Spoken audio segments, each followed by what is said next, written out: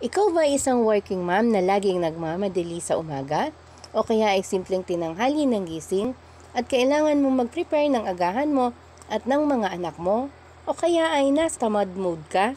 Try mo na ang napakadaling i-prepare na agahang ito. Maglagay ng mainit na tubig sa bowl, lagyan ng isang kutsarang chia seeds, haluin, lagyan ng cereals at lagyan ng gatas. Ang honey o asukal ay optional, ganun din sa paggamit ng gatas.